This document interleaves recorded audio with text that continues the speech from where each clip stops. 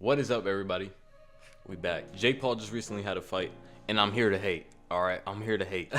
And Jake Paul had a fight with Julio Cesar Chavez. Great fight. You saw how he improved. I think he's really taking the time this camp to work on the basics. And I think that's what he was talking about a little bit in one of the videos I watched. He hired a new team, came with new coaches. He's focused now. He's taking it more and more serious by the year, and he's trying to get a belt. He's trying to get a belt under his name, and I respect it. There's nothing I can do but respect. He's working very hard, but he's not getting the belt. But honestly, with Julio Cesar Chavez, he looked great, but he didn't look championship level. You know what I'm saying? We still saw later in the rounds, a little bit of a slowdown from Jake. And we saw Chavez put on the pressure, put on the gas. We saw Chavez kind of having success.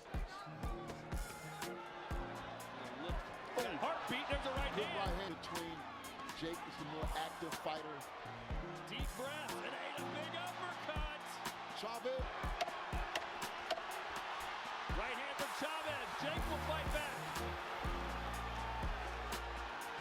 Big left. So that's where I think Jake goes wrong. There's still things he does that isn't championship level, And with the person he's supposed to fight, Zurdo, I don't know if you guys have heard of him. I can say he's championship level. Off of first impression, listen, dude, he's slow as a fuck, all right? We're going to expect this, okay? Jake Paul, all his opponents have 40-year-old attributes. If you don't have a 40...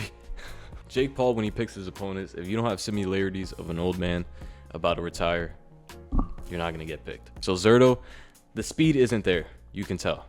Jake Paul is going to be faster. But the thing I've seen in Zurdo is, too, man, he's accurate. He's accurate. You can tell he's been doing this for a while. He has angles. He has footwork. It's a championship fight, so you have to go 12 rounds without getting sloppy, without losing focus, losing the game plan. From Jake, we've obviously seen that, him carry out a plan and execute it. But also, we've seen him slow down in the past. And like I said, with these high-level boxers, you can't slow down. Zurdo, he's the bigger man too. He's the bigger man with the bigger reach. This is a very hard fight for Jake Paul. Like I was saying, we've seen Jake Paul improve. And with him being such a young boxer at such a young age, he's obviously going to pick up things like a fucking sponge. He's going to implement that into his game. But we're still kind of seeing the same rookie mistakes. I think defensively, he needs to work on a little bit. There's some times where he shouldn't be getting hit by shots that are coming through. I think that's the number one thing that differentiates from high-level boxers is actually defense. That's why we saw Floyd dominate. Floyd was one of the first boxers to really be defensive-minded and defensively sound. Obviously, there was other boxers out there, but we saw him dominate at such a high level. Now with Jake, I feel like he's so offensive that sometimes his defense can lag. And I feel like with Zurdo, you can't do that because of the pressure that he's going to apply on you. It's a hard fight. It's a hard fight. And even some of the other fighters he's calling out. We seen the Anthony Joshua call out. Dude, if he fights Anthony Joshua, bro, it's over. I just spit, what the fuck? If he fights Anthony Joshua, it's over. I'm gonna tell you that, okay? Anthony Joshua will go in there and knock him out. There's such a difference, like I said, with these high-level boxers who's been doing this for so long. We've seen what he did with Francis Ngannou, and that's what I mean, that there's levels to this. I don't think Jake is ready for those levels. Apparently, he called out Tank Davis. Now, I don't know if this is a rumor or this is true. I think Jake Paul went on a podcast and said that it was supposed to happen, but when Gervonta lost to Lamont Roach, obviously it didn't go through because that rematch is happening in August, which I can't wait for. Honestly, let me know your guys' thoughts in the comments who wins that rematch. But Gervonta at 135 fighting a cruiserweight, I don't know how that's gonna work. And honestly, I can't tell you who wins. That's such a big jump. I feel like there's weight classes for a reason. People say that a lot. And Gervonta, way better boxer. But dude, that's a big jump. I don't even know if Gervonta even touches 170 walking around. That dude is small as fuck. He's petite, bro. He's not touching 170. But that would be an interesting fight still, nevertheless. If we see Jake Paul win that fight, I think he could put some respect on his name. Yeah, he's fighting a 135er at cruiserweight, but he is beating a boxer. So if that fight eventually comes through, I think it'll be interesting.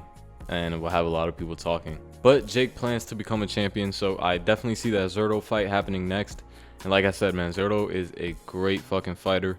I don't see it being as easy as Chavez. Chavez just got deported for dealing drugs and guns in Mexico. All right, I don't think he was fully focused on a camp. And even if he was, Chavez is at the end of his days, whereas Zurdo, I feel like he might be at his prime right now. So definitely an interesting fight. Let me know what you guys think in the comments below if that fight does happen.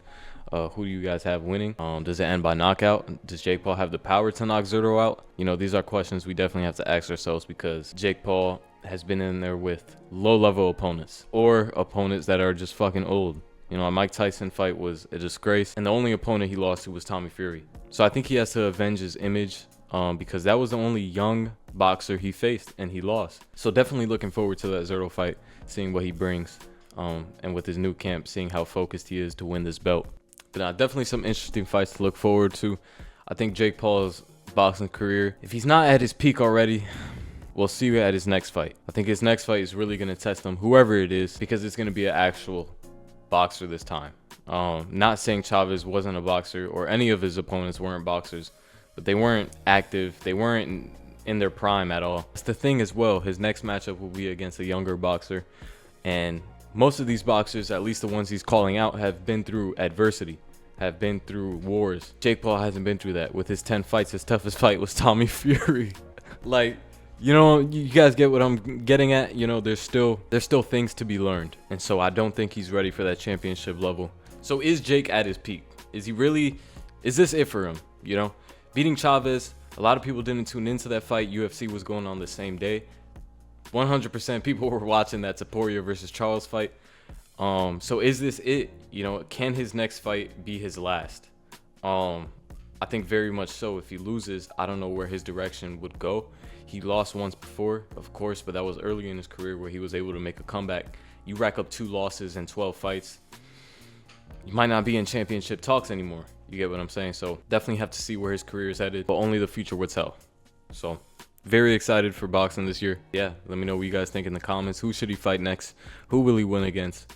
The people he's calling out, what do you guys think? Gervonta at 135. Dude, does he come up and does he knock him out? That would be crazy. That would be insane. But I hope you guys enjoyed this video. Leave a comment. I'm back, y'all. I love y'all. All right.